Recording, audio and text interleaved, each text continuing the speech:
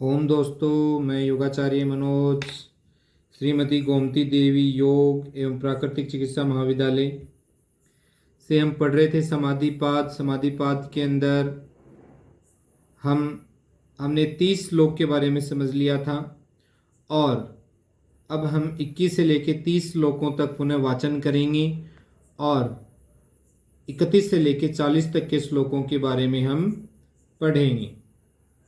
तो शुरुआत करते हैं 21 नंबर श्लोक से। तीव्र संवेग गाना मानस्यः नः मृदु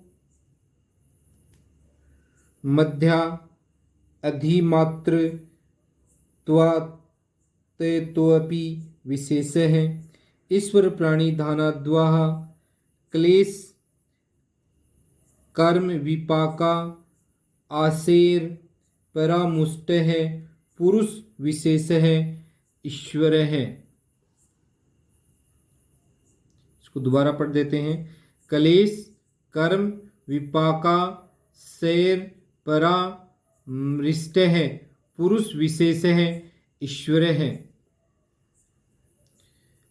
तत्र निर्तिशयम् सर्वज्ञ बीजम। 26वां श्लोक।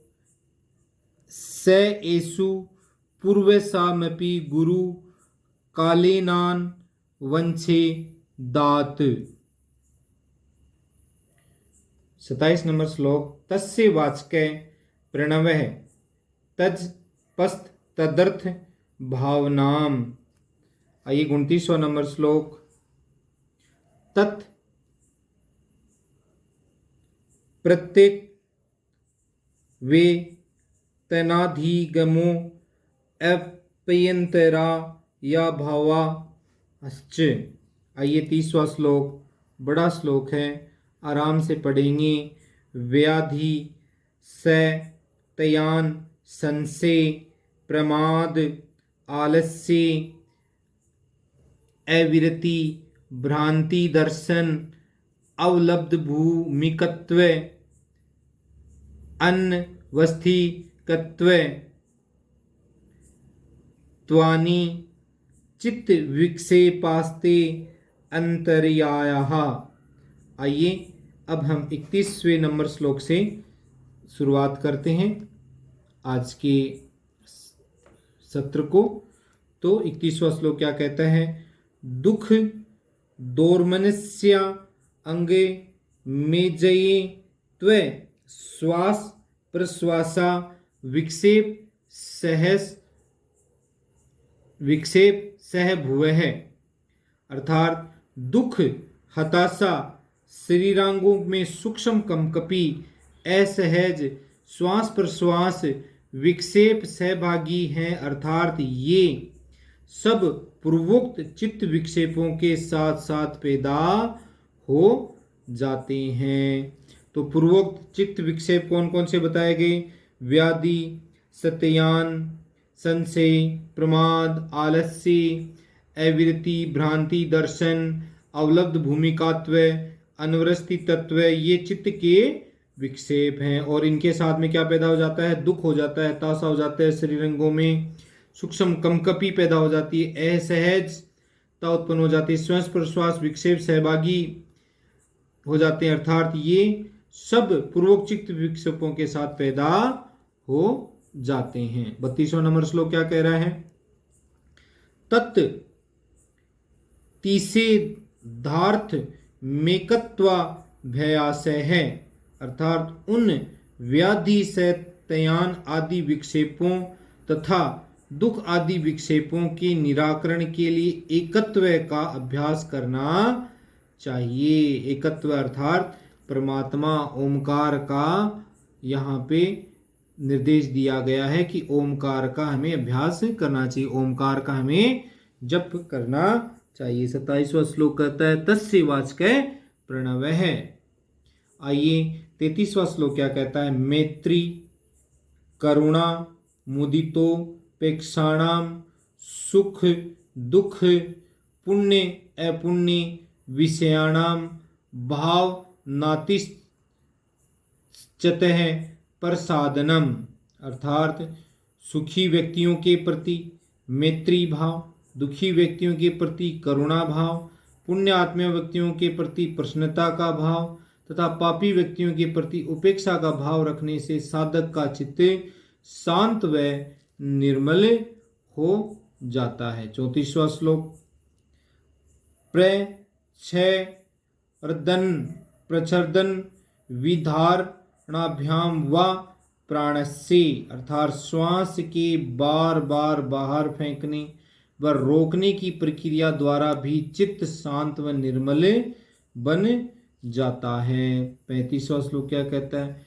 विषयवती व प्रवृत्ति रुक्ता पन्ना मनुष्य स्थिति निबंधनी, अर्थात रूप रस आदि इंद्रिय विषयों को विषय बनाकर उत्पन्न हुई प्राकृष्ट प्रवृत्ति भी, जो कि मन की स्थिरता को बनाए रखने वाली होती है, चित्त को शांत व निर्मल बना देती है। 36वां श्लोक।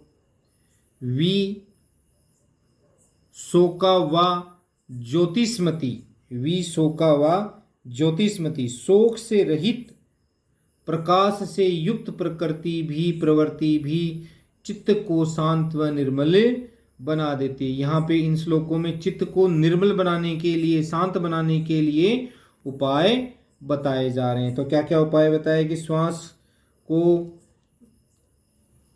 बाहर फेंकने व रोकने की प्रक्रिया चित्त को शांत बना देती है। रूप रस आदि इंद्रियों विषयों को विषय बनाकर उत्पन्न हुई प्रकृष्ट वृत्ति, जो कि मन की स्थिरता को बनाए रखने वाली होती है, चित्त को निर्मल व शांत बना देती है। और शोक से रहित प्रकाश से युक्त प्रवृत्ति भी चित्त को शांत व निर्मल बना देती है। वहीं आगे 37वें नंबर श्लोक में कह रहा है वित्त राग विषयम वाचितम, अर्थात राग रहित योगियों के चित्त का अवलंबन करने वाला साधक का चित्त भी स्थिरता प्राप्त कर लेता है। वित्त राग विषयम वाचितम, अर्थात राग रहित योगियों के चित्त का अवलंबन करने वाला भी साधक का चित्त भी स्थिरता प्राप्त कर लेता है। फिर 38वें श्लोक में क्या करें?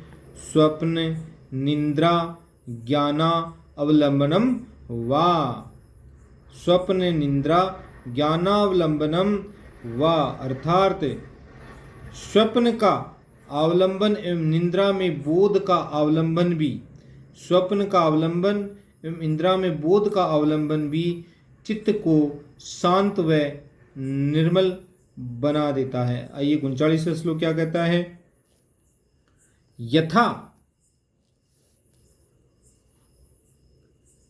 यथा भीमत ध्यानाया द्वाहा, यथा भीमत ध्याना द्वाहा, अर्थात अन्य किसी अभिमान्य सिद्धांत के अनुसार किसी अन्य विधि से ध्यान करने से भी चित्त शांत व निर्मल हो जाता है। ध्यान की क्या होता है? अन्य किसी अभिमान्य सिद्धांत के अनुसार किसी अन्य विधि से ध्यान करने से भी चित्त शांत व निर्मल हो जाता है। 40वां श्लोक क्या कहता है?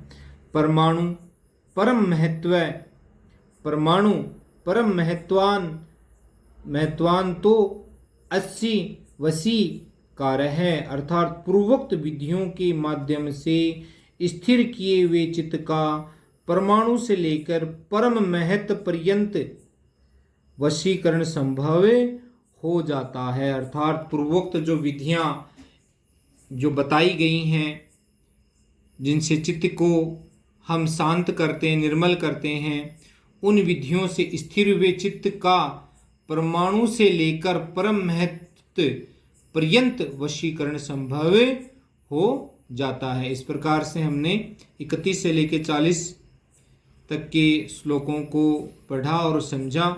आइए अब 31 से लेकर 40 तक के श्लोकों को हम पुनः वाचन कर लेते हैं। 31 नंबर श्लोक।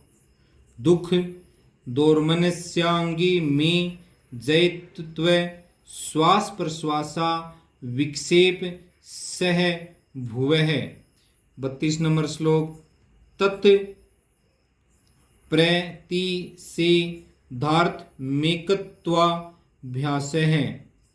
आइए 33वां श्लोक मैत्री करुणा मुदितोपेक्षाणां सुख दुख पुण्य अपुण्य विषयाणां भावान नातश्चित्त प्रसादनम।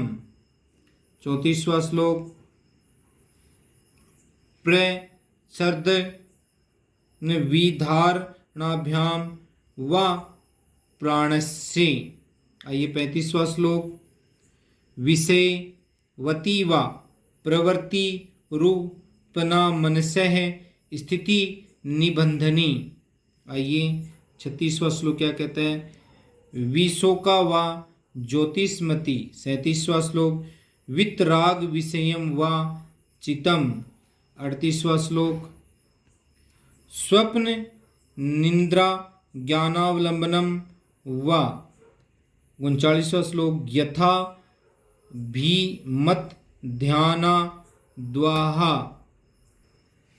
40वां श्लोक परमाणु परम महत्वा न तो अस्सी वशीकार है। तो सभी दोस्तों का बहुत बहुत धन्यवाद। आपने मेरे वीडियो को ध्यान से सुना देखा। यदि आपको कोई समस्या हो कुछ पूछना हो तो कमेंट बॉक्स के अंदर आप मुझे मैसेज कर सकते हैं। मैं अपने व्हाट्सएप नंबर डिस्क्रिप्शन में डाल रहा हूँ। सभी का बहुत बहुत धन्यवाद। ओम नमस्ते।